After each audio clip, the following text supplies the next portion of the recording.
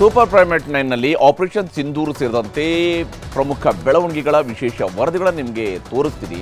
ಅದಕ್ಕೂ ಮುಂಚಿತವಾಗಿ 18 ಪ್ರಮುಖ ಸುದ್ದಿಗಳನ್ನು ನಿಮಗೆ ಕ್ವಿಕ್ ಆಗಿ ತೋರಿಸ್ತೀನಿ. ರಾಜ್ಯ, ದೇಶ ಹಾಗೂ ವಿದೇಶಗಳಲ್ಲಿ ನಡೆದಿರುವಂತಹ ಪ್ರಮುಖ ಸುದ್ದಿಗಳು ಯಾರು ಏನು ಹೇಳಿದ್ರು ಅನ್ನೋದನ್ನು ಟಾಪ್ 18ನಲ್ಲಿ ನಿಮಗೆ ತೋರಿಸ್ತಾ ಹೋಗ್ತೀನಿ. ಕರ್ನಲ್ ಸೋಫಿಯಾ ಖುರೇಷಿ ಅವರನ್ನ ಪಾಕಿಸ್ತಾನ ಸಹೋದರಿ ಅಂತ ಮಧ್ಯಪ್ರದೇಶದ ಬಿಜೆಪಿ ಸಚಿವ ವಿಜಯ್ ಶಾ ವಿವಾದಿತ ಹೇಳಿಕೆಯನ್ನು ಕೊಟ್ಟಿದ್ದರು.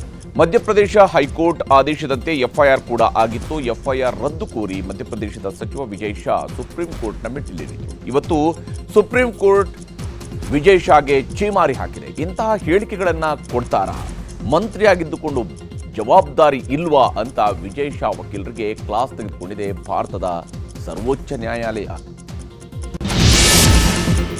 ಕರ್ನಲ್ ಸೋಫಿಯಾ ಖುರೇಷಿ ಬಗ್ಗೆ ವಿವಾದಾತ್ಮಕವಾಗಿ ಮಾತಾಡಿದ್ದ ಮಧ್ಯಪ್ರದೇಶದ ಬಿಜೆಪಿ ಸಚಿವ ವಿಜಯ್ ಶಾ ವಿರುದ್ಧ ಆಕ್ರೋಶ ಭುಗಿಲೆದ್ದಿದೆ. ಕರ್ನಾಟಕದಲ್ಲಿ ರಾಜ್ಯ ಮಹಿಳಾ ಕಾಂಗ್ರೆಸ್ನಿಂದ ಪ್ರತಿಭಟನೆ ಕೂಡ ಮಾಡಲಾಗಿದೆ. ಕೆಪಿಸಿಸಿ ಕಚೇರಿ ಮುಂದೆ ಕಾಂಗ್ರೆಸ್ ಮಹಿಳಾ ಘಟಕದ ಅಧ್ಯಕ್ಷೆ ಸೌಮ್ಯಾ ರೆಡ್ಡಿ ನೇತೃತ್ವದಲ್ಲಿ ಪ್ರತಿಭಟನೆ ನಡೆಸಲಾಯಿತು. ವಿಜಯ್ ಶಾ ವಿರುದ್ಧ ಘೋಷಣೆ ಹಾಗೂ ಧಿಕ್ಕಾರ ಕೂಗಿ ಆಕ್ರೋಶವನ್ನು ವ್ಯಕ್ತಪಡಿಸಿದರು. ಪಹಲ್ಗಾಮ್ ದಾಳಿಗೆ ಕನ್ನಡಿಗರನ್ನು ಹೋಲಿಕೆ ಮಾಡಿದ ಪ್ರಕರಣ ಸಂಬಂಧ ಎಫ್ಐಆರ್ ರದ್ದು ಕೋರಿ ಗಾಯಕ ಸೋನು ನಿಗಮ್ ಹೈಕೋರ್ಟ್ಗೆ ಅರ್ಜಿಯನ್ನು ಸಲ್ಲಿಸಿದರು. ವಾದ ಪ್ರತಿವಾದ ಆಲಿಸಿರುವಂತಹ ಹೈಕೋರ್ಟ್ ಮುಂದಿನ ವಿಚಾರಣೆಯವರೆಗೂ ಸೋನು ನಿಗಮ್ ವಿರುದ್ಧ ಯಾವುದೇ ಬಲವಂತದ ಕ್ರಮ ಕೈಗೊಳ್ಳದಂತೆ ಸೂಚನೆಯನ್ನು ನೀಡಿದೆ. ಜೊತೆಗೆ ಸೋನು ನಿಗಮ್ ಹೇಳಿಕೆ ದಾಖಲಿಸಿಕೊಳ್ಳಲು ತನಿಖಾಧಿಕಾರಿಯೇ ಸೋನು ನಿಗಮ್ ಬಳಿಗೆ ಹೋಗಬೇಕು. ಆದರೆ ತನಿಖಾಧಿಕಾರಿಯ ಖರ್ಚು ವೆಚ್ಚವನ್ನು ಸೋನು ನಿಗಮ್ ಭರಿಸಬೇಕು ಅಂತ ಹೈಕೋರ್ಟ್ ಆದೇಶಿಸಿದೆ. ಪಾಕ್ ನೆಲಕ್ಕೆ ನುಗ್ಗಿ ಉಗ್ರರನ್ನ ಬಗ್ಗು ಬಡಿದ ಭಾರತೀಯ ಸೈನಿಕರ ಪರ ಬಿಜೆಪಿ ದೇಶಾದ್ಯಂತ ಬೃಹತ್ ತಿರಂಗ ಯಾತ್ರೆ ನಡೆಸ್ತಾ ಇದೆ. ಬೆಂಗಳೂರಿನ ಮಲ್ಲೇಶ್ವರಂನಿಂದ ಬಿಜೆಪಿಯ ತಿರಂಗ ಯಾತ್ರೆ ಶುರುವಾಗಿದ್ದು ಯಾತ್ರೆಯಲ್ಲಿ ಸಾವಿರಾರು ಜನ ಭಾಗಿಯಾಗಿದ್ದರು. ಇನ್ನು ರಾಜಸ್ಥಾನದ ಜೈಪುರದಲ್ಲೂ ಬಿಜೆಪಿ ತಿರಂಗ ಯಾತ್ರೆ ನಡೆಸಿದೆ. ಉಗ್ರರ ದಾಳಿಯಾಗಿದ್ದ ಕಾಶ್ಮೀರದ ಪಹಲ್ಗಾಮ್ನಲ್ಲೂ ಬಿಜೆಪಿ ತಿರಂಗ ಯಾತ್ರೆ ನಡೆಸಿತು. ಪಾಕಿಸ್ತಾನದ ವಿರುದ್ಧ ಭಾರತ ರಾಜತಾಂತ್ರಿಕ ಯುದ್ಧ ಸಾರಿದ್ದರಿಂದ ಗುಜರಾತ್ ಕರಾವಳಿಯಲ್ಲಿ ಮೀನುಗಾರಿಕೆ ಸ್ಥಗಿತ ಮಾಡಲಾಗಿತ್ತು. ಇವತ್ತು ಮೀನುಗಾರಿಕೆ ಕ್ಷೇತ್ರಕ್ಕೆ ಸಂಬಂಧಿಸಿದಂತೆ ಅಧಿಕಾರಿಗಳ ಜೊತೆಗೆ ಪ್ರಧಾನಿ ಮೋದಿ ಸಭೆ ಮಾಡಿದ್ರು. ಭಾರತದ ಮೀನುಗಾರಿಕೆಗೆ ಭವಿಷ್ಯದಲ್ಲಿ ಎದುರಾಗಬಹುದಾಗಿರುವಂತಹ ಸಮಸ್ಯೆ ಮತ್ತು ತೆಗೆದುಕೊಳ್ಳಬೇಕಾದ ಕ್ರಮಗಳ ಕುರಿತು ಸಭೆಯಲ್ಲಿ ಚರ್ಚಿಸಲಾಯಿತು. ಛತ್ತೀಸ್ಗಢ ಹಾಗೂ ತೆಲಂಗಾಣ ಗಡಿಯಲ್ಲಿ ನಕ್ಸಲರ ಕಾರ್ಯಾಚರಣೆಯಲ್ಲಿ ಗಾಯಗೊಂಡವರಿಗೆ ದೆಹಲಿಯ ಏಮ್ಸ್ನಲ್ಲಿ ಚಿಕಿತ್ಸೆ ನೀಡಲಾಗ್ತಾ ಇದೆ. ಏಮ್ಸ್ಗೆ ಭೇಟಿ ನೀಡಿದ್ದ ಕೇಂದ್ರ ಗೃಹ ಸಚಿವ ಅಮಿತ್ ಶಾ ಗಾಯಾಳುಗಳ ಆರೋಗ್ಯವನ್ನು ವಿಚಾರಿಸಿದರು. 21 ದಿನಗಳ ಕಾಲ ನಡೆದ ಕಾರ್ಯಾಚರಣೆಯಲ್ಲಿ 31 ನಕ್ಸಲರನ್ನ ಕೊಂದು ಹಾಕಲಾಗಿತ್ತು ಅಂತ ಅಮಿತ್ ಶಾ ಮಾಹಿತಿ ನೀಡಿದರು. ಬೃಹತ್ ಬೆಂಗಳೂರು ಮಹಾನಗರ ಪಾಲಿಕೆ 17 ವರ್ಷಗಳ ನಂತರ ಅಸ್ತಿತ್ವವನ್ನು ಕಳೆದುಕೊಂಡಿದೆ. ಇಂದಿನಿಂದ ಗ್ರೇಟರ್ ಬೆಂಗಳೂರು ಪ್ರಾಧಿಕಾರ ಅಸ್ತಿತ್ವಕ್ಕೆ ಬಂದಿದೆ. ಸದ್ಯ ಬಿಬಿಎಂಪಿ ವಿಸರ್ಜನೆಯಾಗಿದ್ದು 3 ಭಾಗಗಳಾಗಿ ಬೆಂಗಳೂರು ವಿಂಗಡಣೆಯಾಗುವ ಸಾಧ್ಯತೆ ಇದೆ. ಬೆಂಗಳೂರು ಕೇಂದ್ರ, ಬೆಂಗಳೂರು ದಕ್ಷಿಣ ಮತ್ತು ಬೆಂಗಳೂರು ಉತ್ತರ ಸೇರಿ 3 ಭಾಗಗಳಾಗಿ ವಿಂಗಡಣೆ ಮಾಡಲಿದ್ದು ಪ್ರತಿ ವಲಯದಲ್ಲೂ 125 ವಾರ್ಡ್ಗಳು ಇರಲಿವೆ. ಈ ಗ್ರೇಟರ್ ಬೆಂಗಳೂರು ಪ್ರಾಧಿಕಾರಕ್ಕೆ ಸಿಎಂ ಅಧ್ಯಕ್ಷರಾಗಿದ್ದಾರೆ. ಲೋಕಾಯುಕ್ತ ಪೊಲೀಸರು ಭ್ರಷ್ಟ ಅಧಿಕಾರಿಗಳ ನಿದ್ದೆಗೆಡಿಸಿದ್ದಾರೆ. ಬೆಂಗಳೂರು, ಮಂಗಳೂರು, ತುಮಕೂರು, ವಿಜಯಪುರ, ಬೆಂಗಳೂರು ಗ್ರಾಮಾಂತರ, ಯಾದಗಿರಿ, ಕಲಬುರಗಿ ಸೇರಿ 12 ಜಿಲ್ಲೆಗಳಲ್ಲಿ ದಾಳಿ ನಡೆಸಿ ಕೋಟ್ಯಂತರ ರೂಪಾಯಿ ಅಕ್ರಮ ಸಂಪತ್ತನ್ನು ಪತ್ತೆ ಮಾಡಿದ್ದಾರೆ. ಹೊಸಕೋಟೆ ತಾಲೂಕು ಕಚೇರಿಯ ಎಸ್ಡಿಎ ಅಧಿಕಾರಿ ಅನಂತಕುಮಾರ್, ವಿಜಯಪುರ ಅಂಬೇಡ್ಕರ್ ನಿಗಮದ ಜಿಲ್ಲಾ ವ್ಯವಸ್ಥಾಪಕಿ ರೇಣುಕಾ ಮನೆಯಲ್ಲಿ ಅಪಾರ ಪ್ರಮಾಣದಲ್ಲಿ ಚಿನ್ನಾಭರಣ, ಅಕ್ರಮ ಆಸ್ತಿ ಪತ್ರಗಳು, ವಿದೇಶಿ ವಾಚ್ಗಳು ಕೂಡ ಪತ್ತೆಯಾಗಿವೆ. ದೆಹಲಿಯ ಛತ್ತರ್ಪುರ್ ಮೆಟ್ರೋ ನಿಲ್ದಾಣದ ಬಳಿ ಗ್ಯಾಂಗ್ ವಾರ್ ನಡೆದಿದ್ದು ದುಷ್ಕರ್ಮಿಗಳು ಮನಬಂದಂತೆ ಗುಂಡಿನ ದಾಳಿಯನ್ನು ನಡೆಸಿದ್ದಾರೆ. ಸ್ಕಾರ್ಪಿಯೋ ಕಾರು ಗುರಿಯಾಗಿಸಿ ಗುಂಡಿನ ದಾಳಿ ನಡೆಸಲಾಗಿತ್ತು. ಒಬ್ಬರು ಗಂಭೀರವಾಗಿ ಗಾಯಗೊಂಡಿದ್ದಾರೆ. ರಾಜ್ಯ ಮತ್ತು ಕೇಂದ್ರ ಮಸೂದೆಯ ಅನುಮೋದನೆಗೆ ಗಡುವು ವಿಧಿಸಿದ ಸುಪ್ರೀಂ ಕೋರ್ಟ್ ನಡೆಯನ್ನ ರಾಷ್ಟ್ರಪತಿ ದ್ರೌಪದಿ ಮುರ್ಮು ಪ್ರಶ್ನಿಸಿದ್ದಾರೆ. ಸಾಂವಿಧಾನಿಕ ಅಧಿಕಾರಗಳನ್ನು ಚಲಾಯಿಸದೆ ಯಾವುದೇ ಗಡುವು ವಿಧಿಸಿಲ್ಲ ಅಂತ ತಿಳಿಸಿದ್ದಾರೆ. ರಾಜ್ಯಪಾಲ ಮತ್ತು ರಾಷ್ಟ್ರಪತಿಗಳ ಅಧಿಕಾರಕ್ಕೆ ಸಂಬಂಧಿಸಿದ ವಿಧಿ 200, 201, 142, 131 ಉಲ್ಲೇಖಿಸಿ ಸುಪ್ರೀಂ ಕೋರ್ಟ್ಗೆ 14 ಪ್ರಶ್ನೆಗಳನ್ನು ಕೇಳಿದ್ದಾರೆ. ಕೊಪ್ಪಳದ ಕುಷ್ಟಗಿಯಿಂದ ಹುಬ್ಬಳ್ಳಿಗೆ ರೈಲು ಸೇವೆ ಆರಂಭ ಆಗಿದೆ. ಕೇಂದ್ರ ರೈಲ್ವೆ ರಾಜ್ಯ ಖಾತೆ ಸಚಿವ ವಿ ಸೋಮಣ್ಣ ಚಾಲನೆಯನ್ನು ನೀಡಿದ್ರು. ಕುಷ್ಟಗಿಗೆ ಇದೇ ಮೊದಲ ಬಾರಿಗೆ ಬಂದಂತಹ ರೈಲು ನೋಡೋದಕ್ಕೆ ಜನ ಮುಗಿಬಿದ್ದಿದ್ರು. ಇನ್ನು ರಾಯಚೂರು ಗಿಣಿಗೇರ ರಾಯಚೂರು ರೈಲು ಮಾರ್ಗ ಯೋಜನೆಯ 5ನೇ ಹಂತದ ಕಾಮಗಾರಿಗೂ ಕೂಡ ವಿ ಸೋಮಣ್ಣ ಇವತ್ತು ಚಾಲನೆ ನೀಡಿದರು. ಬಿಹಾರ ಚುನಾವಣೆಯ ಹೊತ್ತಲ್ಲೇ ವಿದ್ಯಾರ್ಥಿಗಳ ಜೊತೆಗೆ ಇವತ್ತು ರಾಹುಲ್ ಗಾಂಧಿ ಸಂವಾದ ಕಾರ್ಯಕ್ರಮವನ್ನು ನಡೆಸಿದ್ರು. ಆದರೆ ಬಿಹಾರಕ್ಕೆ ಬಂದ ರಾಹುಲ್ ಗಾಂಧಿ ಅವರನ್ನ ಪೊಲೀಸರು ತಡೆದರು. ಪೊಲೀಸರ ಭದ್ರತೆಯನ್ನು ಭೇದಿಸಿ ಹಿಂಬಾಗಿಲಿಂದ ಹೋಗಿ ರಾಹುಲ್ ಗಾಂಧಿ ಸಂವಾದದಲ್ಲಿ ಭಾಗಿಯಾಗಿದ್ರು. ಬಿಹಾರ ಸರ್ಕಾರದ ಮೇಲೂ ಕೂಡ ಸಿಟ್ಟನ್ನು ಹೊರಹಾಕಿದರು. ಪ್ರಧಾನಿ ನರೇಂದ್ರ ಮೋದಿ ಭಯದಿಂದಲೇ ಜನಗಣತಿಯೊಂದಿಗೆ ಜಾತಿ ಗಣತಿಯನ್ನ ನಡೆಸೋದಕ್ಕೆ ಒಪ್ಪಿಕೊಂಡಿದ್ದಾರೆ ಅಂತ ಲೋಕಸಭೆಯ ಪ್ರತಿಪಕ್ಷ ನಾಯಕ ರಾಹುಲ್ ಗಾಂಧಿ ಟೀಕಿಸಿದ್ದಾರೆ. ಜಾತಿ ಗಣತಿ ನಡೆಸುವ ಕೇಂದ್ರ ಸರ್ಕಾರದ ನಿರ್ಧಾರದ ಬಗ್ಗೆ ಎಕ್ಸ್ ಖಾತೆಯಲ್ಲಿ ರಾಹುಲ್ ಇಂಥದ್ದೊಂದು ಪೋಸ್ಟ್ ಹಾಕಿದ್ದಾರೆ. ಹಮಾಸ್ ಉಗ್ರರನ್ನ ಗುರಿಯಾಗಿಸಿ ಉತ್ತರ ಮತ್ತು ದಕ್ಷಿಣ ಗಾಜಾ ಮೇಲೆ ಇಸ್ರೇಲ್ ಸೇನೆ ಮತ್ತೊಂದು ಭೀಕರ ದಾಳಿ ಮಾಡಿದೆ. ರಾತ್ರಿ ನಡೆಸಿದ ವಾಯುದಾಳಿಗೆ 22 ಮಕ್ಕಳು ಸೇರಿದಂತೆ ಕನಿಷ್ಠ 70 ಮಂದಿ ಸಾವಿಗೀಡಾಗಿದ್ದಾರೆ. ಸಿದ್ದರಾಮಯ್ಯನವರ ನೇತೃತ್ವದ ಸರ್ಕಾರಕ್ಕೆ ಮೇ 20ರಂದು 2 ವರ್ಷ ತುಂಬುತ್ತಿದೆ. ಈ 2 ವರ್ಷದ ಸಂಭ್ರಮವನ್ನು ವಿಜಯನಗರ ಜಿಲ್ಲೆಯ ಹೊಸಪೇಟೆಯಲ್ಲಿ ನಡೆಸಲು ಸಮಾವೇಶ ಆಯೋಜನೆ ಮಾಡಲಾಗಿದೆ. ಕಾರ್ಯಕ್ರಮಕ್ಕೆ ಎಐಸಿಸಿ ಅಧ್ಯಕ್ಷ ಮಲ್ಲಿಕಾರ್ಜುನ ಖರ್ಗೆ, ಲೋಕಸಭೆ ವಿಪಕ್ಷ ನಾಯಕ ರಾಹುಲ್ ಗಾಂಧಿ ಬರಲಿದ್ದಾರೆ. ಸಮಾವೇಶದಲ್ಲಿ 1 ಲಕ್ಷ ಕುಟುಂಬಗಳಿಗೆ ಕಂದಾಯ ಗ್ರಾಮ ಹಕ್ಕು ಪತ್ರ ವಿತರಣೆ ಮಾಡಲಿದೆ ರಾಜ್ಯ ಸರ್ಕಾರ. ಐಶ್ವರ್ಯಗೌಡ ವಂಚನೆ ಕೇಸಲ್ಲಿ ಶಾಸಕ ವಿನಯ್ ಕುಲಕರ್ಣಿಗೆ ಹೈಕೋರ್ಟ್ನಿಂದ ರಿಲೀಫ್ ಸಿಕ್ಕಿದೆ. ಇಡಿ ಸಮನ್ಸ್ ಪ್ರಶ್ನಿಸಿ ವಿನಯ್ ಕುಲಕರ್ಣಿ ಅರ್ಜಿಯನ್ನು ಸಲ್ಲಿಸಿದರು. ವಿಚಾರಣೆ ನಡೆಸಿದ ನ್ಯಾಯಮೂರ್ತಿ ಶಿವಶಂಕರ್ ಅವರಿದ್ದ ಪೀಠ ಬಲವಂತದ ಕ್ರಮ ಕೈಗೊಳ್ಳದಂತೆ ಆದೇಶವನ್ನು ನೀಡಿದೆ. ನಟ ರಕ್ಷಿತ್ ಶೆಟ್ಟಿ ಉಡುಪಿಯ ತಾಲೂಕಿನ ಅಲೆಯೂರು ದೊಡ್ಡ ಮನೆ ನೇಮೋತ್ಸವದಲ್ಲಿ ಭಾಗಿಯಾಗಿದ್ದರು. ಪ್ರತಿ ವರ್ಷದಂತೆ ಈ ಬಾರಿ ಕೂಡ ಕುಟುಂಬ ಸಮೇತ ದೈವದ ನೇಮೋತ್ಸವದಲ್ಲಿ ಭಾಗಿಯಾಗಿ ದೈವದ ಆಶೀರ್ವಾದವನ್ನು ಪಡೆದರು. ಆಪರೇಷನ್ ಸಿಂಧೂರ್ ಹಿನ್ನೆಲೆಯಲ್ಲಿ ಸ್ಥಗಿತಗೊಂಡಿದ್ದ ಐಪಿಎಲ್ ಪಂದ್ಯಗಳು ಮೇ 17ರಿಂದ ಶುರುವಾಗ್ತಿವೆ. ಮೇ 17 ಮತ್ತು 23ರಂದು ಬೆಂಗಳೂರಿನಲ್ಲಿ ರಾಯಲ್ ಚಾಲೆಂಜರ್ಸ್ ತಂಡದ ಪಂದ್ಯಗಳು ನಡೆಯಲಿವೆ. ಈ ಪಂದ್ಯಗಳ ಹಿನ್ನೆಲೆಯಲ್ಲಿ ಮಧ್ಯರಾತ್ರಿ 1 ಗಂಟೆಯವರೆಗೂ ಕೂಡ ಮೆಟ್ರೋ ಸೇವೆಯನ್ನು ವಿಸ್ತರಿಸಲಾಗಿದೆ. ಈಗ ಎಲ್ಲ ಸುದ್ದಿಗಳನ್ನು ವಿವರವಾಗಿ ನೋಡ್ತಾ ಹೋಗೋಣ. ಉಗ್ರರ ವಿರುದ್ಧ ಆಪರೇಷನ್ ಸಿಂಧೂರ್ ಮುಂದುವರೆದಿದೆ. 2 ದಿನಗಳ ಹಿಂದೆಯಷ್ಟೇ ಜಮ್ಮುವಿನಲ್ಲಿ 3 ಉಗ್ರರನ್ನ ಯೋಧರು ಹತ್ಯೆ ಮಾಡಿದರು. ಇವತ್ತು ಕೂಡ ಪುಲ್ವಾಮಾದಲ್ಲಿ ಮತ್ತೆ 3 ಉಗ್ರರ ಹೆಣಗಳು ಉರುಳಿವೆ. ಬೆಟ್ಟಗುಡ್ಡಗಳಲ್ಲಿ ಬಚ್ಚಿಟ್ಟುಕೊಂಡಿರುವಂತಹ ಉಗ್ರರನ್ನ ಡ್ರೋನ್ ಅಸ್ತ್ರ ಬಳಸಿ ಸಂಹಾರ ಮಾಡಲಾಗ್ತಿದೆ. ಈ ಮಧ್ಯೆ ಕಾಶ್ಮೀರಕ್ಕೆ ಭೇಟಿ ಕೊಟ್ಟಿರುವಂತಹ ಕೇಂದ್ರ ರಕ್ಷಣಾ ಸಚಿವರು ಶತ್ರುಗಳಿಗೆ ಅಲ್ಲಿಂದಲೇ ವಾರ್ನಿಂಗ್ ಕೊಟ್ಟರು.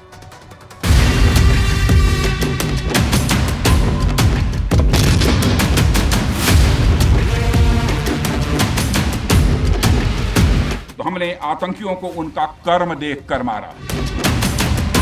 अगर बात होगी तो आतंकवाद पर होगी और पाक ऑक्युपाइड कश्मीर पर ही होगी. ಮೊನ್ನೆ 3 ಇವತ್ತು 3 ಉಗ್ರರ ಹತ್ಯೆ. 48 ಗಂಟೆಯಲ್ಲಿ 6 ನರರಾಕ್ಷಸರ ಹೆಣ ಬೀಳಿಸಿದ ಸೇನೆ. ಪಹಲ್ಗಾಮ್ ದಾಳಿಯಲ್ಲಿ 26 ಅಮಾಯಕರನ್ನ ಕೊಂದ ಉಗ್ರರ ಗುಂಪನ್ನ ಸೇನಾಪಡೆ ಬುಡ ಸಮೇತ ಕಿತ್ತು ಹಾಕಲು ಬೇಟೆ ಶುರು ಮಾಡಿದೆ. ಜಮ್ಮು ಕಾಶ್ಮೀರದ ಹಚ್ಚ ಹಸಿರಿನ ಬೆಟ್ಟಗುಡ್ಡಗಳಲ್ಲಿ ಅವಿತು ಕುಳಿತಿರುವ ನರರೂಪದ ರಾಕ್ಷಸರನ್ನ ಹುಡುಕಿ ಸೇನಾಪಡೆ ಸ್ಮಶಾನದ ಹಾದಿ ತೋರಿಸ್ತಿದೆ. ಮೊನ್ನೆಯಷ್ಟೇ ಜಮ್ಮು ಮತ್ತು ಕಾಶ್ಮೀರದ ಶೋಪಿಯಾನ್ ಜಿಲ್ಲೆಯ ಶುಕ್ರು ಅರಣ್ಯ ಪ್ರದೇಶದಲ್ಲಿ ಪೊಲೀಸರು, ಭಾರತೀಯ ಸೇನೆ ಹಾಗೂ ಸಿಆರ್ಪಿಎಫ್ ಪಡೆ ಜಂಟಿ ಕಾರ್ಯಾಚರಣೆ ನಡೆಸಿ 3 ಉಗ್ರರನ್ನ ಪರಲೋಕಕ್ಕೆ ಪಾರ್ಸಲ್ ಮಾಡಿದ್ರು. ಶಾಹಿದ್ ಅಹಮದ್ ಕೊಟಾಯ್, ಇನ್ನೊಬ್ಬ ಅದ್ನಾನ್ ಶಾಫಿ ಅಂತಾನು ಸೇನೆ ಗುರುತು ಹಚ್ಚಿತ್ತು.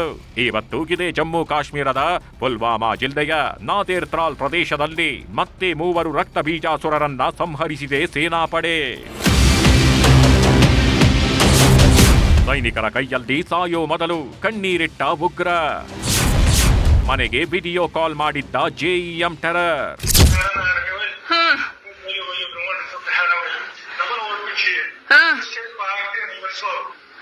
Трогаем без дорвазя липу.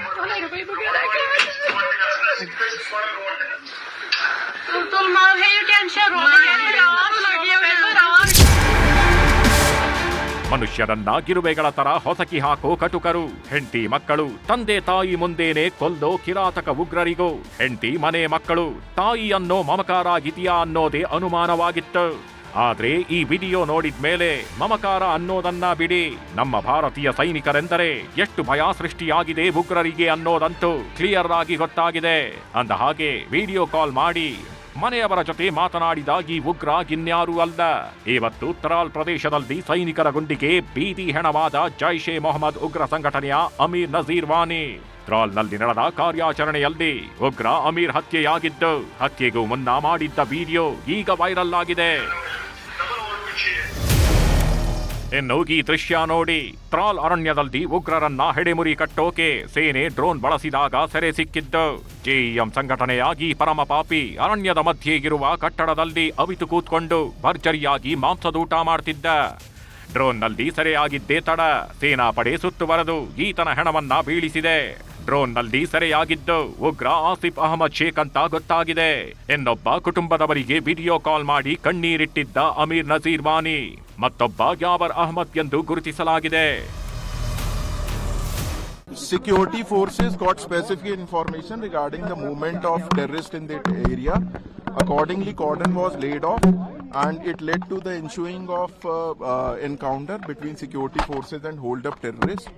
So far, we have observed few bodies of terrorists, 3 bodies. This you can appreciate. This is all-out effort to decimate that terror ecosystem, and every terror organization which is operating, it is the swift resolve of the security forces to neutralize them, so that things are kept under control.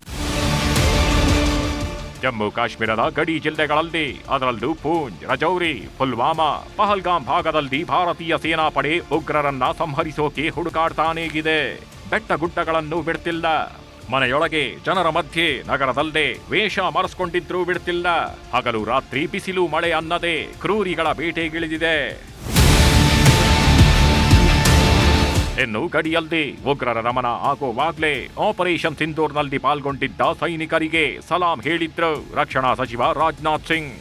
ಜಮ್ಮುವಿನ Srinagar ಸೇನಾ ಕಂಟೋನ್ಮೆಂಟ್ಗೆ ರಾಜನಾಥ್ ಸಿಂಗ್, ಜಮ್ಮು ಕಾಶ್ಮೀರದ lieutenant governor Manoj Sinha ಕೂಡ ಜೊತೆಯಾಗಿದ್ರು. Operation ಸಿಂಧೂರ್ಗೆ ಬಳಸಿದ್ದ ಶಸ್ತ್ರಾಸ್ತ್ರಗಳನ್ನ ಪರಿಶೀಲನೆ ನಡೆಸಿದ್ರು. S-400 MiG ವಿಮಾನಗಳ ಮುಂದೆ ನಿಂತು ಪಾಕಿಸ್ತಾನಕ್ಕೆ ಎಚ್ಚರಿಕೆಯ ಸಂದೇಶ ರವಾನೆ ಮಾಡಿದ್ರು. ಪಾಕಿಸ್ತಾನ ಬಳಸಿದ್ದ ಡ್ರೋನ್ಗಳು, ಕ್ಷಿಪಣಿಗಳು, ಅದರ ಅವಶೇಷಗಳನ್ನು ಪರಿಶೀಲಿಸಿದ್ರು. ಈ ವೇಳೆ ಭಾರತ್ ಮಾತಾ ಕಿ ಜೈ ಎಂಬ ಜಯಘೋಷಣೆ ಮೊಳಗಿತು.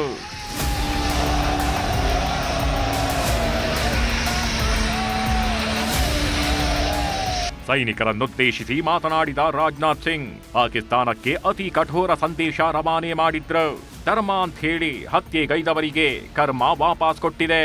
ಮುಟ್ಟಿದ್ದೀರಾ, ಇನ್ನು ಮುಂದೆ ಉಳಿಯಲ್ಲ ಅಂತಾನು ಎಚ್ಚರಿಕೆ ಕೊಟ್ರು. आतंकियों ने भारतीयों को धर्म पूछकर देख कर मारा, धर्म पूछ कर मारा, तो हमने आतंकियों को उनका कर्म देख कर मारा है. उन्होंने धर्म देखकर बेगुनाहों की जान ली. यह पाकिस्तान का कर्म था. हमने कर्म देखकर उनका खात्मा किया. यह हमारा भारतीय धर्म है. आतंकवाद के खिलाफ भारत द्वारा चलाई गई अब तक के इतिहास की मैं मानता हूं यह सबसे बड़ी कार्रवाई है. 35-40 वर्षों से भारत सरहद पार से चलाए जा रही आतंकवाद का सामना कर रहा है. आतंकवादी घटना को अंजाम देकर भारत के मस्तक पर चोट पहुंचाने की कोशिश की है. भारत की सामाजिक एकता को तोड़ने का भी प्रयास किया गया है. उन्होंने भारत के माथे पर वार किया, हमने उनकी छाती पर वार किया है और छाती पर घाव किया है. ಇನ್ನು ಪಾಕಿಸ್ತಾನ ಕಿರಾನಾ ಹಿಲ್ಸ್ನಲ್ಲಿ ಅಣ್ವಸ್ತ್ರ ಸ್ಥಾವರಕ್ಕೂ ಭಾರತ ಪೆಟ್ಟು ಕೊಟ್ಟಿದೆ. ನ್ಯೂಕ್ಲಿಯರ್ ವಿಕಿರಣಗಳು ಸೋರಿಕೆಯಾಗಿವೆ, ಹಾಗಾಗಿ ದೊಡ್ಡ ದುರಂತ ಆಗೋಗುತ್ತೆ. ಇದು ಅಮೆರಿಕಾಗೆ ಸೇರಿದ ಅಣ್ವಸ್ತ್ರ ಸ್ಥಾವರ ಅಂತೆಲ್ಲ ಸುದ್ದಿಯಾಗಿತ್ತು. ಆದ್ರೆ ಅದೆಲ್ಲದಕ್ಕೂ ಅಂತಾರಾಷ್ಟ್ರೀಯ ಅಣ್ವಸ್ತ್ರ ಪ್ರಾಧಿಕಾರ ಸ್ಪಷ್ಟನೆ ನೀಡಿದೆ. ಪಾಕಿಸ್ತಾನದ ಕಿರಾನಾ ಹಿಲ್ಸ್ನ ಅಣ್ವಸ್ತ್ರ ಕೇಂದ್ರದಿಂದ ಯಾವುದೇ ಲೀಕೇಜ್ ಆಗಿಲ್ಲ, ರೇಡಿಯೇಷನ್ ಕೂಡ ಆಗುತ್ತಿಲ್ಲ ಎಂದು ಪ್ರಾಧಿಕಾರ ಸ್ಪಷ್ಟಪಡಿಸಿದೆ. ಇದರ ಬೆನ್ನಲ್ಲೇ ಅಣ್ವಸ್ತ್ರ ಪ್ರಾಧಿಕಾರಕ್ಕೂ ರಾಜನಾಥ್ ಸಿಂಗ್ ಪರೋಕ್ಷ ಎಚ್ಚರಿಕೆ ಕೊಟ್ಟರು. ಉಗ್ರರನ್ನ ಪೋಷಿಸೋರ ಕೈಯಲ್ಲಿ ಪರಮಾಣುಗಳು ಇರಬೇಕಾ ಅಂತ. आज आतंकवाद के खिलाफ भारत की प्रतिज्ञा कितनी कठोर है इसका पता इसी बात से चलता है कि हमने उनके न्यूक्लियर ब्लैकमेल की भी परवाह नहीं की है. पूरी दुनिया ने देखा है कि कैसे गैर जिम्मेदाराना तरीके से पाकिस्तान द्वारा भारत को अनेक बार एटमी धमकियां दी गई हैं. ऐसे गैर जिम्मेदार और रोग नेशन के हाथों में परमाणु हथियार सुरक्षित हैं. मैं दुनिया के सामने यह सवाल खड़ा करना चाहता हूं.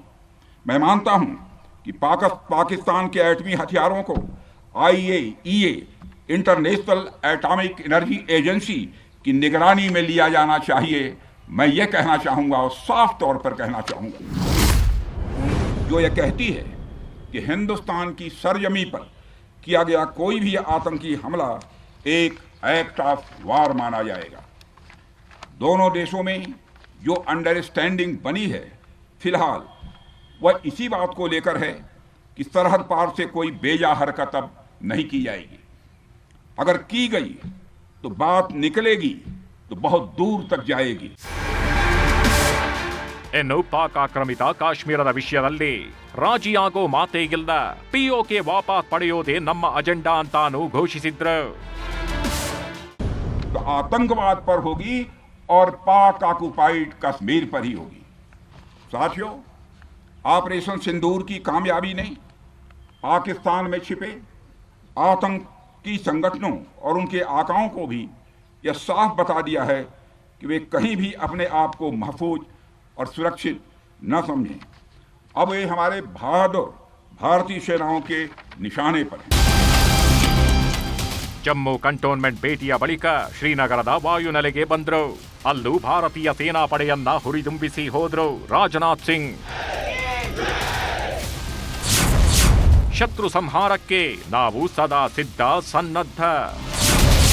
ರಣರಂಗದ ತಯಾರಿ ತೋರಿಸಿದ 3 ಸೇನಾಪಡೆ. ರಣರಂಗಕ್ಕಿಳಿದ್ರೆ ಹೆಂಗೆ ದಾಳಿ ಮಾಡ್ತೀವಿ ಅಂತ ಭಾರತೀಯ ಭೂಸೇನೆ, ವಾಯುಸೇನೆ, ನೌಕಾಪಡೆಯವರು ಸಣ್ಣ ಝಲಕ್ ಕೊಟ್ಟಿದ್ದಾರೆ. ತೀಸ್ತಾ ತರಬೇತಿ ಕೇಂದ್ರದಲ್ಲಿ ಪದಾತಿ ದಳ, ಫಿರಂಗಿ ದಳ, ಶಸ್ತ್ರಸಜ್ಜಿತ ರೋಬೋ ಪಡೆಗಳು, ವಿಶೇಷ ಪಡೆಗಳು ಅಖಾಡದಲ್ಲಿ ಹೇಗೆ ಸಮನ್ವಯ ಸಾಧಿಸ್ತೀವಿ ಅನ್ನೋ ವಿಡಿಯೋವನ್ನ ಸಾಮಾಜಿಕ ಜಾಲತಾಣಗಳಲ್ಲಿ ಹಂಚಿಕೊಂಡಿದೆ.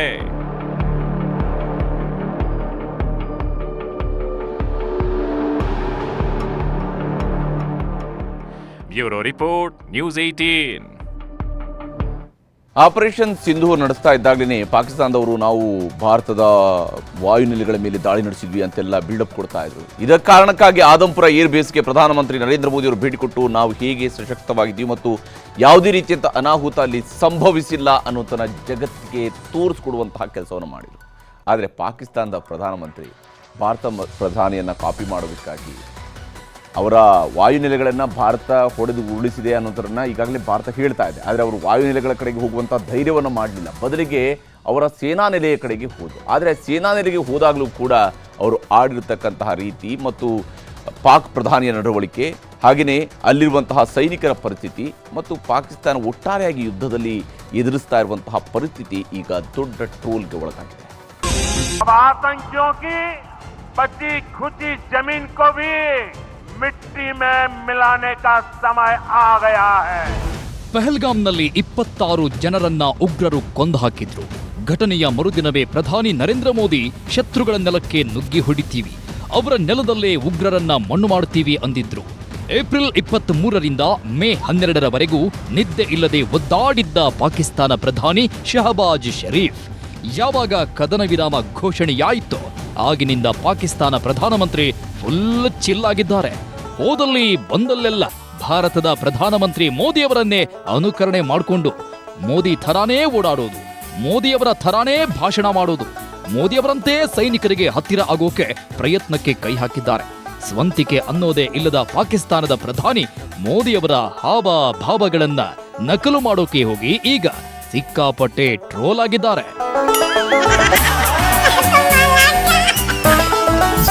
ಭಾರತದ ಪ್ರಧಾನಿ ನರೇಂದ್ರ ಮೋದಿ ಅವರು ವಾಯುಸೇನೆಯ ವಿಮಾನದಲ್ಲಿ ಆದಂಪುರ ಏರ್ಪೋರ್ಟ್ಗೆ ಬಂದ್ರು. ಆದ್ರೆ ಪಾಕಿಸ್ತಾನ ಪ್ರಧಾನಿ ಮಿಲಿಟರಿ ಸಿಯಾಲ್ಕೋಟ್ ವಾಯುನೆಲೆಯಿಂದ 24 ಕಿಲೋಮೀಟರ್ ದೂರದಲ್ಲಿರೋ ಪಸ್ರೂರ್ ಕಂಟೋನ್ಮೆಂಟ್ಗೆ ಜೀಪ್ನಲ್ಲಿ ಕಿತ್ತೋಗಿರೋ ರಸ್ತೆಯಲ್ಲಿ ಬಂದ್ರು. ಮೋದಿ ಆದಂಪುರ ಏರ್ಬೇಸ್ನಲ್ಲಿ ಸೈನಿಕರ ಕೈ ಕುಲುಕಿ ಅವರ ಹೆಗಲ ಮೇಲೆ ಕೈ ಹಾಕಿ ಶಹಬಾಸ್ ಗಿರಿ ಕೊಟ್ರು. ಥೇಟ್ ಇದೇ ಥರ ನೂರಾರು ಸೈನಿಕರ ಮಧ್ಯೆ ಹೋದ ಪಾಕಿಸ್ತಾನ ಪ್ರಧಾನಿ ಫಸ್ಟ್ ಟೈಮ್ ಎಲ್ಲರಿಗೂ ಧನ್ಯವಾದ ಹೇಳಿದ್ರು. ಮೋದಿ ಭಾಷಣ ಮಾಡಿದ್ದು ಭಾರತೀಯ ಸೇನಾಪಡೆಯ ವೇದಿಕೆ ಮೇಲೆ ನಿಂತು. ಆದ್ರೆ ಪಾಕಿಸ್ತಾನ ಪ್ರಧಾನಿ ಟೆಂಟ್ ಕೆಳಗಡೆ ಕೂತ್ಕೊಂಡು ಸೇನಾಧಿಕಾರಿಗಳ ಮಾತನ್ನ ಮೊದಲು ಕೇಳಿ ಪಾಕಿಸ್ತಾನ ಸೇನೆಯ ಅಡಿಯಾಳಾಗಿದೆ ಅನ್ನೋದನ್ನ ಸಾಬೀತುಪಡಿಸಿದ್ರು. ನಮ್ಮ ಹೆಮ್ಮೆಯ ಪ್ರಧಾನಮಂತ್ರಿ ಭಾಷಣ ಮಾಡುವಾಗ ಅವರ ಬೆನ್ನ ಹಿಂದೆ MiG-29 ಫೈಟರ್ ಜೆಟ್ಗಳು ರಾರಾಜಿಸ್ತಾ ಇದ್ವು. S-400 ಸುದರ್ಶನ ಚಕ್ರಾನು ಮಿಂಚು ಹರಿಸ್ತಿತ್ತು. ಆದರೆ ಪಾಕಿಸ್ತಾನ ಪ್ರಧಾನಿ ಶಹಬಾಜ್ ಶರೀಫ್ ಖಾಲಿ ಮೈದಾನದಲ್ಲಿ ನಿಲ್ಲಿಸಿದ್ದ ಹಳೇ ಕಾಲದ ತುಕ್ಕು ಹಿಡಿದ ಹುಲ್ಲಲ್ಲಿ ಮುಚ್ಚಿದ್ದ ಹಳೇ ಕಾಲದ ಯುದ್ಧ ಟ್ಯಾಂಕರ್ ಮೇಲೆ ನಿಂತು ಭಾಷಣ ಬಿಗಿದ್ರು. ಭಾರತದ ಪ್ರಧಾನಮಂತ್ರಿ ಸೈನಿಕರನ್ನ ಹುರಿದುಂಬಿಸಿದ್ರು. ಭಾರತ್ ಮಾತಾ ಕಿ ಜೈ ಅಂತ ಘೋಷಣೆ ಮೊಳಗಿಸಿದ್ರು. ಮೋದಿ ಭಾಷಣದುದ್ದಕ್ಕೂ ಸೈನಿಕರು ಜೈಕಾರ ಕೂಗ್ತಿದ್ರು. ಥೇಟ್ ಮೋದಿ ಹೆಂಗೆ ಭಾರತಾಂಬೆಗೆ ಜೈಕಾರ ಹಾಕಿದ್ರು ಅದೇ ಥರ ಪಾಕಿಸ್ತಾನ ಸೈನಿಕರ ಎದುರು ಟ್ಯಾಂಕರ್ ಮೇಲೆ ನಿಂತ್ಕೊಂಡು ಪಾಕಿಸ್ತಾನಕ್ಕೆ ಜೈಕಾರಾನೂ ಹಾಕಿಸಿದ್ರು.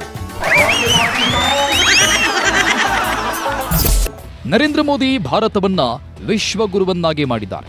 ಅದಕ್ಕೆ ಮೋದಿಯನ್ನ ವಿಶ್ವ ನಾಯಕ ಅಂತಾನೂ ಕರೀತಾರೆ. ಮೋದಿಯವರನ್ನ ಕಾಪಿ ಮಾಡೋಕೆ ಹೋಗಿ ಪಾಕಿಸ್ತಾನ ಪ್ರಧಾನಿ ಶಹಬಾಜ್ ಶರೀಫ್ ಕಾಮಿಡಿ ಶೋ ಮಾಡಿ ಮರ್ಯಾದೆ ಕಳ್ಕೊಂಡಿದ್ದಾರೆ. ಸಂಕ್ರಾಂತಿ, ಯುಗಾದಿ, ಆಯುಧ ಪೂಜೆ ಬಂದ್ರೆ ಹೂವು ತಳಿರು ತೋರಣ ಹಾಕಿ ಜಾತ್ರೆ ಮಾಡ್ತೀವಿ. ಪಾಪ ವಿಕಾರಿ ಪಾಕಿಸ್ತಾನದವರು ಯುದ್ಧ ಟ್ಯಾಂಕರ್ ಹಳಿಯದ್ದು ಅಂತ ಹೇಳಿಕೊಳ್ಳೋಕ್ಕೂ ಆಗದೆ ಹಸಿರಿನ ಹುಲ್ಲಿಂದ ಮುಚ್ಚಿ ಪೇಚಿಗೆ ಸಿಲುಕಿದ್ರು. ಯಾವ ಮಟ್ಟಿಗಂದ್ರೆ ಪಾಕಿಸ್ತಾನದವರೇ ಶಹಬಾಜ್ ಶರೀಫ್ ಮೋದಿಯನ್ನ ಕಾಪಿ ಮಾಡ್ತಿದ್ದಾರೆ ಅಂತ ಫುಲ್ ಟ್ರೋಲ್ ಮಾಡ್ತಿದ್ದಾರೆ. Bureau report, news 18. ಇಷ್ಟು ದಿನ ನಮ್ಮಿಂದಲೇ ಕದನ ವಿರಾಮ ಘೋಷಣೆಯಾಗಿದ್ದು ಅಂತ ಅಮೆರಿಕ ಅಧ್ಯಕ್ಷ ಡೊನಾಲ್ಡ್ ಟ್ರಂಪ್ ಹೇಳ್ತಾ ಇದ್ರು. ಇದನ್ನೇ ಮುಂದಿಟ್ಕೊಂಡು ಪ್ರತಿಪಕ್ಷದವರು ಕೂಡ ಕೇಂದ್ರ ಸರ್ಕಾರವನ್ನು ಪ್ರಶ್ನೆ ಮಾಡ್ತಾ ಇದ್ರು. ಈಗ ಡೊನಾಲ್ಡ್ ಟ್ರಂಪ್ ಕದನ ವಿರಾಮ ಘೋಷಣೆ ಹಿಂದೆ ನನ್ನ ಪಾತ್ರ ಏನೂ ಇಲ್ಲ ಅಂತ ಹೇಳ್ತಿದ್ದಾರೆ. ಇದರ ಮಧ್ಯೆಯೇ ಕಾಶ್ಮೀರದಲ್ಲಾಗಿರುವಂತಹ ಸಾವು, ನೋವು, ನಷ್ಟದ ಬಗ್ಗೆಯೂ ಕೂಡ ಲೆಕ್ಕ ಹಾಕೋಕೆ ಶುರುವಾಗಿದೆ.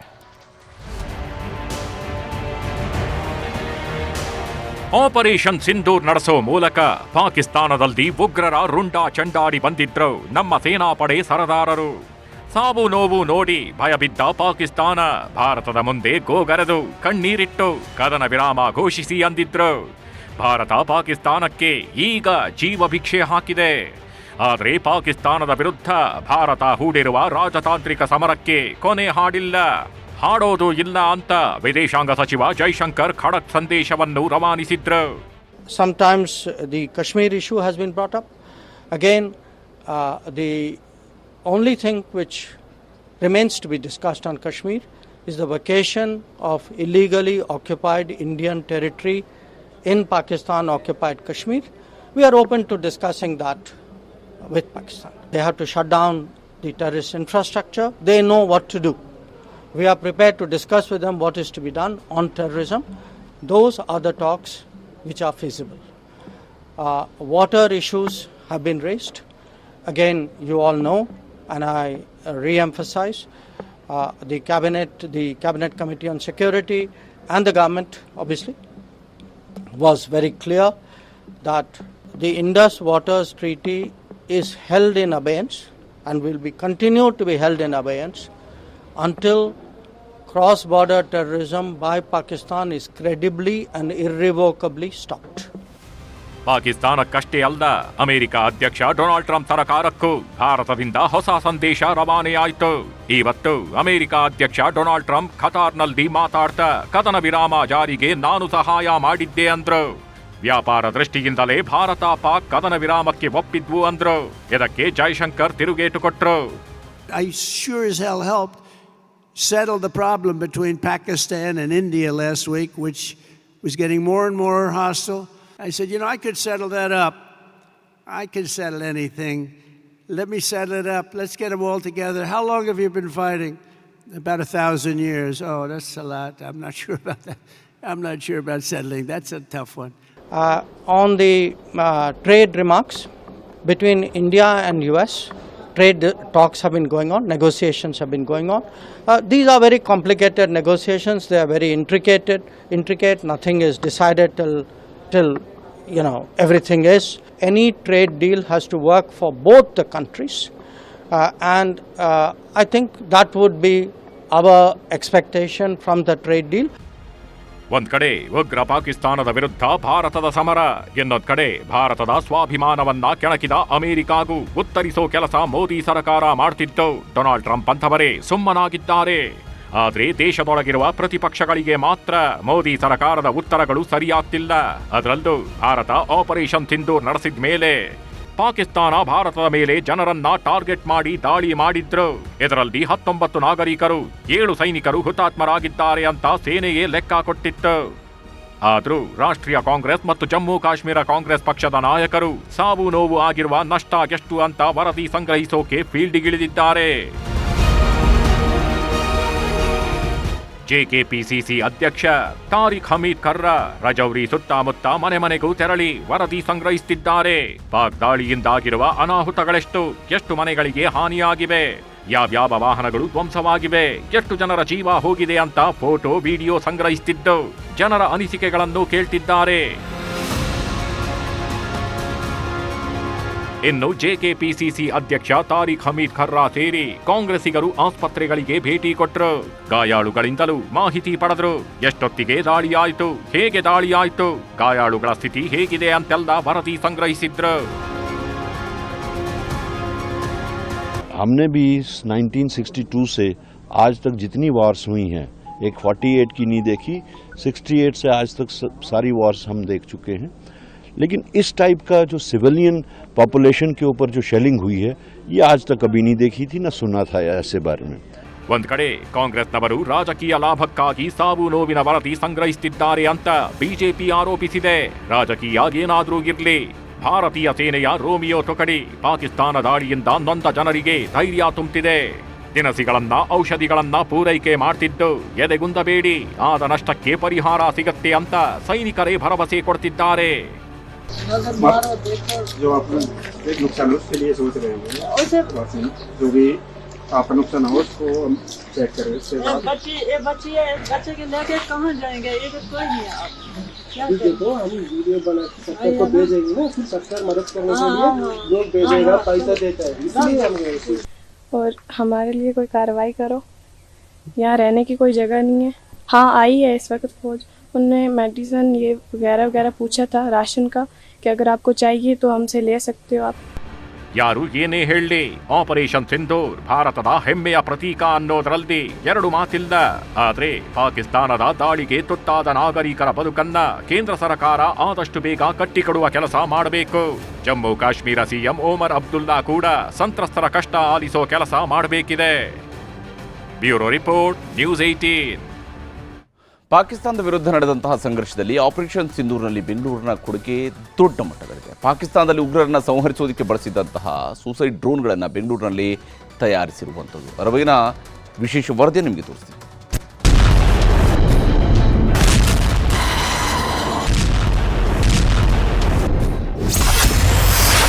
ಜಗತ್ತಿಗೆ ಗೊತ್ತಾಯಿತು ಭಾರತದ ಆತ್ಮನಿರ್ಭರ್ ಶಕ್ತಿ. ಉಗ್ರರನ್ನ ಉಡಾಯಿಸಿದ್ದೆ ಬೆಂಗಳೂರು ಡ್ರೋನ್. ಆಪರೇಷನ್ ಸಿಂಧೂರ್. ಪಹಲ್ಗಾಮ್ನಲ್ಲಿ 26 ಜನರನ್ನ ಕೊಂದು ಹೆಣ್ಣು ಮಕ್ಕಳ ಸಿಂಧೂರ ಅಳಿಸಿದವರ ವಿರುದ್ಧ ಭಾರತ ನಡೆಸಿದ ಬೃಹತ್ ಸೇನಾ ಕಾರ್ಯಾಚರಣೆ. ಜಸ್ಟ್ 23 ನಿಮಿಷ. ರಾತ್ರೋರಾತ್ರಿ ಪಾಕ್ ನೆಲಕ್ಕೆ ನುಗ್ಗಿ ಉಗ್ರರ ನೆತ್ತರು ಹರಿಸಿ ಬಂದಿದ್ರು ಭಾರತೀಯ ಯೋಧರು. ಆಪರೇಷನ್ ಸಿಂಧೂರ್ ಬಳಿಕ ಭಾರತದ ಆತ್ಮನಿರ್ಭರ್ ಶಕ್ತಿ ಏನು ಅನ್ನೋದು ಇಡೀ ಪ್ರಪಂಚಕ್ಕೆ ಗೊತ್ತಾಗ್ತಿದೆ. ಪ್ರತಿಕಾರಕ್ಕೆ ತೊಡೆ ತಟ್ಟಿ ನಿಂತ ಭಾರತ ಉಗ್ರರ ನೆಲೆ ಉಡಾಯಿಸೋದಕ್ಕೆ ಬಳಸಿದ್ದೇ ಬೆಂಗಳೂರಿನ sky striker drone. Alpha design company ಅಭಿವೃದ್ಧಿಪಡಿಸಿರುವ ಈ ಡ್ರೋನ್ 100 ಕಿಲೋಮೀಟರ್ ಚಲಿಸಿ ಶತ್ರುಗಳನ್ನ ಸಂಹಾರ ಮಾಡುವ ಸಾಮರ್ಥ್ಯ ಹೊಂದಿದೆ. ಒಮ್ಮೆ ಗುರಿ ಇಟ್ರೆ ಯಾವುದೇ ಕಾರಣಕ್ಕೂ ಮಿಸ್ ಆಗೋ ಮಾತೇ ಇಲ್ಲ. ಲೋವರ್ ಆಲ್ಟಿಟ್ಯೂಡ್ನಲ್ಲಿ ಫ್ಲೈ ಮಾಡುತ್ತೆ, ಅದರಿಂದ ಇದು ರಡಾರ್ಸಿಂದ ಡಿಟೆಕ್ಟ್ ಮಾಡೋದು ಕಷ್ಟ. ಸೊ ಇದೊಂಥರ ಸ್ಟೆಲ್ತ್ ಅಂತಲೇ ಹೇಳ್ಬೋದು. ಇನ್ನೊಂದು ಏನಂದರೆ ಬ್ಯಾಟ್ರಿ ಆಪರೇಟೆಡ್, ಅದರಿಂದ ಇದು ಸೌಂಡ್ ಕಮ್ಮಿ ಇರುತ್ತೆ. ಸೊ ಅದರಿಂದನೂ ಕಂಡುಹಿಡಿಯೋಕ್ಕಾಗಲ್ಲ. ಆಮೇಲೆ ಇದು ಇನ್ನೊಂದು ಏನು ಮಾಡುತ್ತೆ ಅಂದರೆ ಅದು ಅತಿ ವೇಗದಿಂದ ಹೋಗಿ ತುಂಬ ಸ್ಟೀಪ್ ಡೈವ್ ಆ್ಯಂಗಲಲ್ಲಿ ಡೈವ್ ಮಾಡುತ್ತೆ. ಅದರಿಂದ ಇದನ್ನು ಇಂಟರ್ಸೆಪ್ಟ್ ಮಾಡೋದು ಕಷ್ಟ. ರಡಾರ್ ಕ್ರಾಸ್ ಸೆಕ್ಷನ್ ಅನ್ನೋದು ಬಹಳನೇ ಕಮ್ಮಿ ಇರುತ್ತೆ. ಅದು ಮತ್ತು ಭಾಳ ಕಮ್ಮಿ ಹೈಟಲ್ಲಿ ಹೋಗೋದ್ರಿಂದ ರಡಾರು ಇದನ್ನು ಡಿಟೆಕ್ಟ್ ಮಾಡೋಕ್ಕೆ ಸಾಧ್ಯನೇ ಇಲ್ಲ. ಭಾಳ ಕೆಳಗಿನ ಆಲ್ಟಿಟ್ಯೂಡಲ್ಲಿ ಹೋಗ್ತಾ ಇರುತ್ತೆ ಮತ್ತು RCS ತುಂಬ ಕಮ್ಮಿ ಇರೋದ್ರಿಂದ ರಡಾರ್ಗೆ ಡಿಟೆಕ್ಟ್ ಆಗದೇ ಫ್ಲೈ ಆಗುವಂಥ ಒಂದು ಕೆಪಬಿಲಿಟಿ ಇದೆ. ಭಯೋತ್ಪಾದಕರ ಶಿಬಿರಗಳನ್ನು ಧ್ವಂಸ ಮಾಡಲು ಸ್ಕಾಲ್ಪ್ ಕ್ರೂಸ್ ಕ್ಷಿಪಣಿಗಳು ಮತ್ತು ಹ್ಯಾಮರ್ ಬಾಂಬರ್ಗಳ ಜೊತೆಗೆ ದೇಸಿ ನಿರ್ಮಿತ ಸ್ಕೈ ಸ್ಟ್ರೈಕರ್ ಆತ್ಮಾಹುತಿ ಡ್ರೋನ್ಗಳನ್ನು ಕೂಡ ಬಳಕೆ ಮಾಡಲಾಗಿತ್ತು. ಶತ್ರುಗಳ ನೆಲೆಗಳನ್ನ ಧ್ವಂಸ ಮಾಡಲು ನಮ್ಮ ಯೋಧರಿಗೆ ಬೆಂಗಳೂರಲ್ಲಿ ತಯಾರಾದ ಈ ಅಸ್ತ್ರಗಳೇ ಬ್ರಹ್ಮಾಸ್ತ್ರಗಳಾಗಿದ್ವು. ಹಾಗಾದ್ರೆ ಸ್ಕೈ ಸ್ಟ್ರೈಕರ್ನ ವಿಶೇಷತೆ ಮತ್ತು ಸಾಮರ್ಥ್ಯ ಏನು ಅಂತ ನೋಡೋದಾದ್ರೆ, ಸ್ಕೈ ಸ್ಟ್ರೈಕರ್ ಅಂತ ಇಲ್ಲಿ ನೋಡ್ತಾ ಇದ್ದೀರಾ, ಇದು ಎಸೆನ್ಷಿಯಲಿ ಒಂದು ಡ್ರೋನು. ಇದರಲ್ಲಿ ನೀವು ಒಂದು ಪೇಲೋಡ್ ಅಂದರೆ ಒಂದು ಬಾಂಬ್ನ ತಗೊಂಡು ಹೋಗಿ ಒಂದು ಪ್ರಿಸಿಷನ್ ಇರೋ ಏರಿಯಾಲಿ ಡ್ರಾಪ್ ಮಾಡ್ಬೋದು. ಇದನ್ನ ಮುಂಚೆನೇ ನಿರ್ಧಾರಿತ ಏರಿಯಾದಲ್ಲಿ ಆ ಬಾಂಬ್ನ ಡ್ರಾಪ್ ಮಾಡ್ಬೋದು. UAV ಲಾಯ್ಟ್ರಿಂಗ್ ಮ್ಯುನಿಷನ್ ಅಂತಲೂ ಕರೀತಾರೆ. ಅದೇ ಬೇಸಿಕ್ಲಿ ಡ್ರೋನ್. ಇದರಲ್ಲಿ ಒಂದು ಕ್ಯಾಮ್ರಾ ಕೂಡ ಇರುತ್ತೆ. ಅದು ಸತತವಾಗಿ ಡೇಟಾನ ಒಂದು ಮಾನಿಟರಿಂಗ್ ಸೆಂಟರ್ ಅಥವಾ ಕಂಟ್ರೋಲ್ ಸೆಂಟರ್ಗೆ ರಿಲೇ ಮಾಡ್ತಾನೆ ಇರುತ್ತೆ. ಹಾಗೆಯೇ ಕಮಾಂಡ್ ಕೊಟ್ಟಾಗ ಆ ಬಾಂಬ್ನ ಡ್ರಾಪ್ ಮಾಡುತ್ತೆ. ಒಟ್ಟಾರೆ ಆಪರೇಷನ್ ಸಿಂಧೂರ್ ಮೂಲಕ ಭಾರತದ ಪರಾಕ್ರಮ ಜಗತ್ತಿಗೆ ಗೊತ್ತಾಗಿದೆ. ಬೆಂಗಳೂರಲ್ಲಿ ತಯಾರಾದ ಸ್ಕೈ ಸ್ಟ್ರೈಕರ್ ಡ್ರೋನ್ ಉಗ್ರರ ಸಂಹಾರ ಕಾರ್ಯಾಚರಣೆಯಲ್ಲಿ ಭಾಗಿಯಾಗಿದ್ದು ಕನ್ನಡಿಗರು ಹೆಮ್ಮೆ ಪಡುವ ವಿಚಾರ. ಏನೇ ಹೇಳಿ, ನಿನ್ನೆ ಭಾರ್ಗವಾಸ್ತ್ರ ಭಾರತೀಯ ಸೇನೆಗೆ ಸೇರಿದೆ. ಆಕಾಶ್ ತೀರ್ ಕ್ಷಿಪಣಿಯು ಭಾರತದ ಭದ್ರತೆ ಪಡೆಯಲ್ಲಿ ಒಂದಾಗಿದೆ. ಬ್ರಹ್ಮೋಸ್ ಕ್ಷಿಪಣಿಗಳು ಇಂಡಿಯಾ ಕಣ್ಗಾವಲು ಪಡೆಯಲಿದೆ. ಈ ಎಲ್ಲ ಬ್ರಹ್ಮಾಸ್ತ್ರಗಳಲ್ಲೂ ಬೆಂಗಳೂರಿನ ಪಾಲು ದೊಡ್ಡದು ಅನ್ನೋದೇ ಕನ್ನಡಿಗರಾಗಿ ನಾವೆಲ್ಲ ಹೆಮ್ಮೆ ಪಡಬೇಕಾದ ಅಂಶ. ಹರೀಶ್ ಉಪಾಧ್ಯ, ನ್ಯೂಸ್ 18 ಬೆಂಗಳೂರು. ಇದಾಗಿತ್ತು ಇವತ್ತಿನ ಸೂಪರ್ ಪ್ರೈಮೇಟ್ 9. ಈಗ ಒಳನೋಟ ವಿಶೇಷ ಕಾರ್ಯಕ್ರಮ ಪ್ರಸಾರವಾಗುತ್ತೆ. ನೋಡ್ತಾ ಇರಿ ನ್ಯೂಸ್ 18 ಕನ್ನಡ.